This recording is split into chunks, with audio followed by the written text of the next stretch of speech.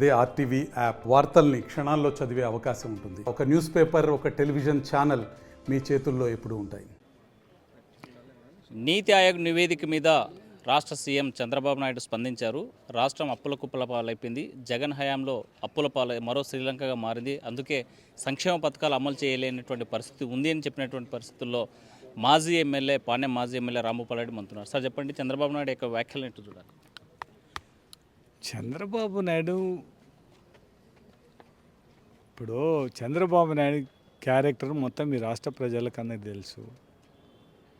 బిడ్డనిచ్చిన మామనే వెన్నుపోటు పొడిచిన నాయకుడు. ఇంకా అట్టోళ్ళను మన వాళ్ళందరినీ వదిలిపెడతారు చెప్పు, ప్రజలను అందరినీ.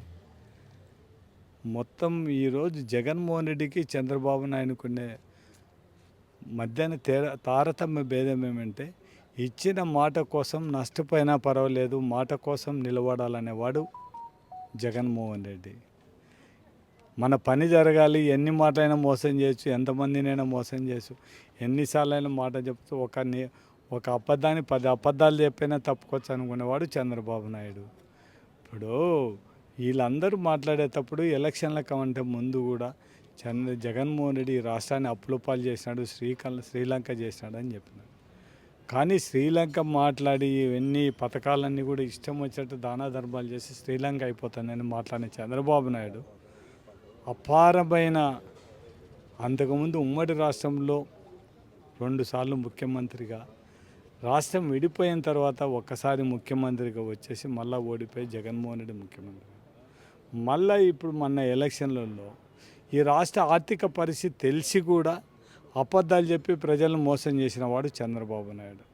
నిజంగా ఈ రాష్ట్ర ఆర్థిక పరిస్థితి బాగలేదు, మనం ఇచ్చేదానికి ఏమాత్రం ఎక్కువ ఇచ్చినా కూడా మనం ఫుల్ఫిల్ చేయలేము, ఆర్థిక పరిస్థితి సహకరించదనే ఉద్దేశంతోనే జగన్మోహన్ రెడ్డి పొరపాటున కూడా పింఛన్లు కూడా పెంచడానికి కూడా 1000 రూపాయలు పెంచడానికి కూడా, అది కూడా ఒక 2 సంవత్సరాల తర్వాత పెంచగలుగుతానని చెప్పినాను, కానీ ఫస్ట్ పెంచలేనని చెప్పడం జరిగింది. అంటే దానికి చంద్రబాబుకు జగన్మోహన్ రెడ్డికి ఉండే తారతమ్యం. నిజాయితీగా జగన్మోహన్ రెడ్డి 1000 రూపాయలు పెంచలేనని చెప్పి పెంచుకుంటూ పోతానని చెప్పాడు. అదే నిజాయితీతో చంద్రబాబు నాయుడు ఇప్పుడు సంక్షేమ పథకాల అమలు సాధ్యం కాదు, ఇప్పుడు అప్పుల పాలైంది, వృద్ధి రేటు పెరగాలంటున్నాడు. అంటే తప్పేంటి? అట్లా కాదండి, మీరు ఒకటి చెప్తానండి. నీకు ఈ రాష్ట్ర ఆర్థిక పరిస్థితి తెలిసినప్పుడు నువ్వు అంత కళ్ళు మూసుకొని ఎట్లా చెప్తావు చెప్పు, హామీలు ఎట్లా ఇస్తావు చెప్పు. ఈ రాష్ట్రం మీరు పేపర్ ఒకటి వదిలిపెట్టు, ప్రతి ఒక్క మీటింగ్లలో మీ వాళ్ళు కాదు, మీ కార్యకర్తలు ఇళ్ళలోకి నీకు 15,000, నీకు 15,000, నీకు 18,000 అని చెప్పింది మీ వాళ్ళు, మేము చెప్పలేదు. మీరు సూపర్ 6 జగన్మోహన్ రెడ్డి ఇచ్చినప్పుడు నేను ఎందుకు ఇయ్యాలని చెప్పిన మాట అనేవాడు చంద్రబాబు నాయుడు. జగన్మోహన్ రెడ్డి గారు చెప్పినారు. ఇంతకంటే జగన్మోహన్ రెడ్డి గారు అసెంబ్లీలోనే సూపర్ 6 పథకాలను గురించి కూడా ఈ రాష్ట్రము మొత్తం డబ్బులు కావాలంటే ఇప్పటికే దగ్గర 80,000 కోట్లు 90,000 కోట్లు కావాల్సి వస్తుంది. అదే చంద్రబాబు నాయుడు మొత్తం అమలు చేయాలంటే మాత్రం 1,60,000 కోట్లు కావాలి. ఎక్కడి నుంచి తీసుకొస్తాడు? కేవలం ప్రజలను మోసం చేయడానికే తప్ప ఇవి ఆచరణ యోగ్యం కాదని చెప్పి జగన్మోహన్ రెడ్డి మాట్లాడితే, చంద్రబాబు నాయుడు నేను సంపద సృష్టిస్తాను, సంపద సృష్టించడం నాకు ఎట్లా తెలుసు, నాకు ఆ పథకాలు ఇవ్వడం కూడా నాకు తెలుసు, మీరేం వరి కావాల్సిన, జగన్మోహన్ రెడ్డి ఇచ్చినప్పుడు నేనెందుకు వేయలేనని చెప్పినాడు. ఎలక్షన్ల ముందర ఆ మాట చెప్పి ఈ మాట తప్పుకున్నట్లునే ఏం చేయలేం. ఇప్పుడు పని జరిగిపోయిన తర్వాత ఇప్పుడు ఇంకా అవసరమే ఉంది. ఇప్పుడు మళ్ళీ 5 ఏళ్ళ వరకు మా ప్రజలతో అవసరం లేదు. ముందు చెప్పాడు బాబు షూరిటీ భవిష్యత్తు గ్యారంటీ, అలాంటి గ్యారంటీ రాష్ట్ర ప్రజలకు అందుతుంది. ఏంది అందుతుంది? ఇప్పుడు బాబు గ్యారంటీ కాదు, బాబు మోసంగా, ఇది మనం ఏదో చెప్తాను చూడు, దగాకోరు. ఇప్పుడు బాబు షూరిటీ కాదని బాబు దగాకోరు. అది ఒకటి ప్రజలకు ఇప్పుడు ఇట్లా దగాకోరు నమ్మినా ప్రజలు మేము అన్యాయం అయిపోయినా ప్రజలందరూ తెలుసుకోవాల్సిన అవసరం ఉంది. అంతే ఏం లేము. ఇప్పుడు వాళ్ళకంటే ప్రతి ఒక్క ఇప్పుడు అనేదే కాదు నీకు. ఇప్పుడు మనం ఈరోజు మాట్లాడితే మనం కాదు, ఈయన దివంగత రోషయ్య గారు కూడా ఏం మాట్లాడు, ఈ దేశంలో ఏ ముఖ్యమంత్రిని కూడా చేయలేదు, ఈ రాష్ట్రం దివాళీ తీసి అని మాట్లాడిన ఏకైక ముఖ్యమంత్రిని చంద్రబాబు నాయుడు ఒక్కనే చూసినాను.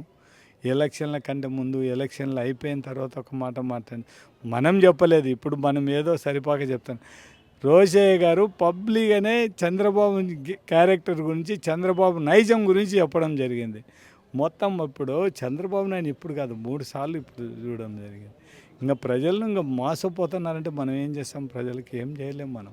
ఇప్పుడు జగన్ పాలన నచ్చకే ప్రజలు చంద్రబాబు నాయుడుకు ఓటేశారు కదా. మీకు ఒకటి చెప్తానండి, జగన్ పాలన నచ్చకపోవడం అనేది వదిలిపెట్టేశాను. ఈ రాష్ట్ర ప్రజలు 40% ఓటర్స్ మా ఎమ్మడి ఉన్నారు, అది మర్చిపోయినారు. వాళ్ళు 3 పార్టీలు, సింగిల్ మ్యాన్ జగన్మోహన్ రెడ్డి, ఏకైక నాయకుడు, 40% ఓటు కలిగిన ఏకైక నాయకుడు జగన్మోహన్ రెడ్డి అనేది మొత్తం ఎవ్వరు కూడా మర్చిపోవడానికి వీల్లేని పరిస్థితి. 3 కూటములు 3 పార్టీలు ఏకమైన కూడా జగన్మోహన్ రెడ్డిని 40% కూడా అంతకంటే తగ్గిలేని పరిస్థితి జగన్మోహన్ రెడ్డిని ఉండడం జరుగుతుంది.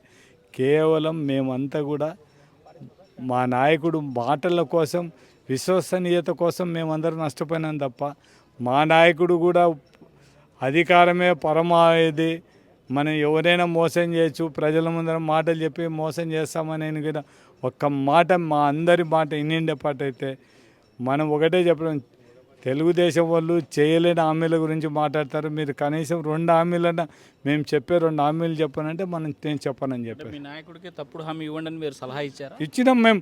ఇప్పుడు ఇది అధికారం, నీకు ఒకటి చెప్తాను, రాజకీయాలు ఇవన్నీ కూడా అంటే చంద్రబాబుని అంత మోసం చేయమని ప్రజలు చెప్పేది కాదు, కానీ మనం ఏదైతే చేయడానికి ఉందో కొన్ని మాత్రం చేయమని చెప్పడం. రైతులకు రుణమాఫీ ఎట్నో ఒకటే చేయమని చెప్పేసి అడిగినాము.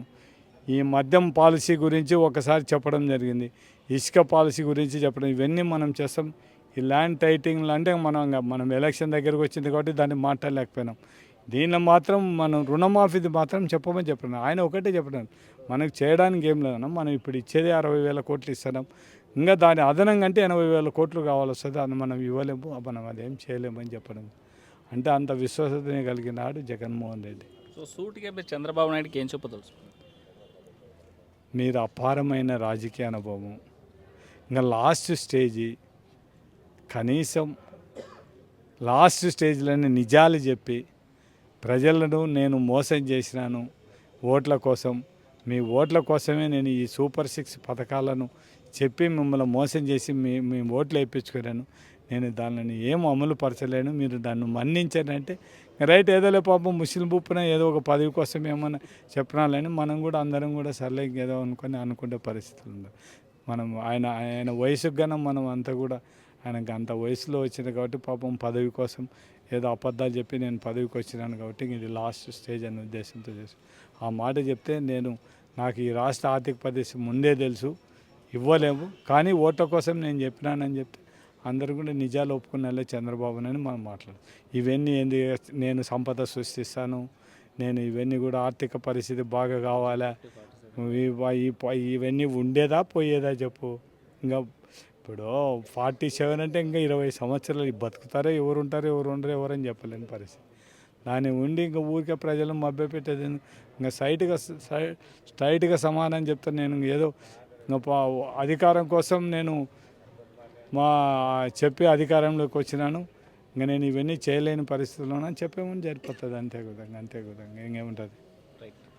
కాటసాని రాంభూపాల్ రెడ్డి కూడా చెప్తున్నారు, చంద్రబాబు నాయుడు తప్పుడు హామీ ఇచ్చానని చెప్పి రాష్ట్ర ప్రజలకి క్షమాపణ చెప్తూ లెంపలేసుకుంటే మరి ప్రజలంతా క్షమిస్తారు, అలా కాకుండా తప్పుడు హామీలు ఇచ్చి అధికారంలోకి వచ్చి మోసం చేస్తే మాత్రం సహించేటువంటి ప్రసక్తి లేదని చెప్పేటువంటి పరిస్థితి. వీడియో చంద్రశేఖర్తో ఊసినాటి కర్నూలు. మరిన్ని వీడియోస్ కోసం ఛానల్ ని సబ్స్క్రైబ్ చేయండి, లేటెస్ట్ అప్డేట్స్ కోసం వాట్సాప్ ఛానల్ ని ఫాలో చేయండి అండ్ లింక్ డిస్క్రిప్షన్ లో ఉంది.